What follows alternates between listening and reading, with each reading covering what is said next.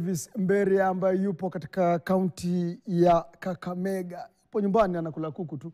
Haya. Caleb Kibet, nimenyonyoa time yako lakini usijali, nitakurudisha kule siku ya Monday. Jumatatu nitakurudishia. Angalia, tuangalie Chelsea baada ya nyinyi kutoa taji ile la ligi ya Conference, ulitarajia kwanza dhidi ya Real Betis? Lakini kipindi cha kwanza kilipoanza niliona ishi kidogo kwa sababu kuna kile kikosi kilianzishwa kabisa, kuwepo na Reece James, wako wapi wale wachezaji ambao wanashikilia hasa kwenye safu ya ulinzi. Gusto akaanza, tukasema basi kazi kuisha. Kumbe ni kama unaona yule mwizi ambaye anapewa kichapo kidogo, anapewa energizer alafu Kwa hivyo sasa mtashiriki nini? Manake mkishinda conference mnafuzu dimba ligi ile ya Europa au sio? Lakini pia mmefuzu klabu bingwa barani Ulaya. Kwa hivyo nadhani kwamba UEFA wanafaa kutafuta njia ya kuweka timu nyingine kwenye Europa. Kwa sababu hapa nyinyi mko klabu bingwa barani Ulaya. Tuangalie michuano ya klabu bingwa barani Ulaya weekendi. Paris Saint-Germain dhidi ya Inter Milan. Naam, matarajio yako hapa?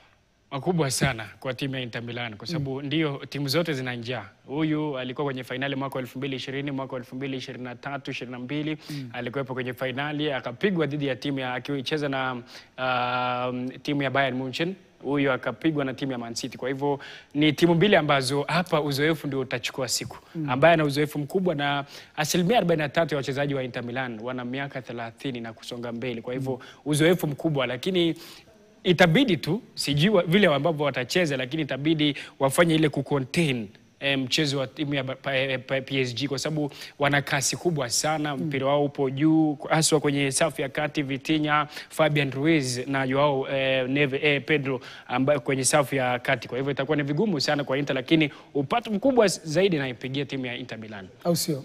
Mangapi hivi pengine? 1-0. Itakuwa magoli mengi. Haya, Manchester United walilazwa katika finali za Europa na Tottenham Hotspur.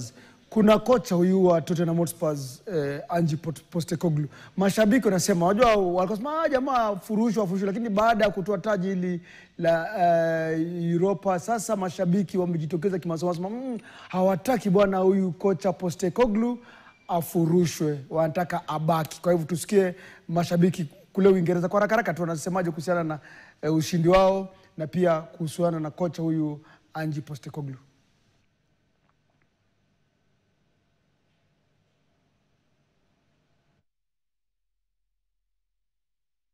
There's always a new season. And today we get to turn this page.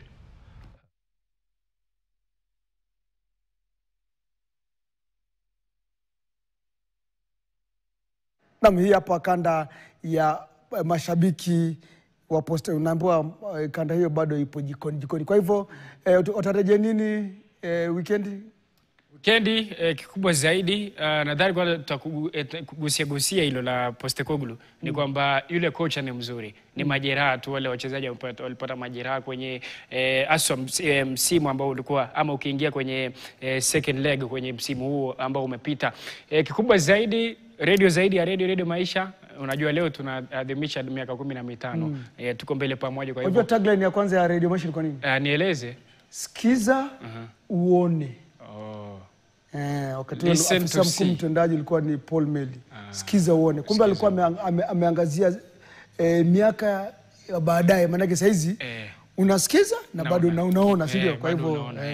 Kwa hivyo lakini saizi tagline ni Radio Maisha tuko mbele pamoja. Au sio? Kabisa. Miaka 15. Radio Maisha ilipata hapa bwana. Mwaka 19 bwana.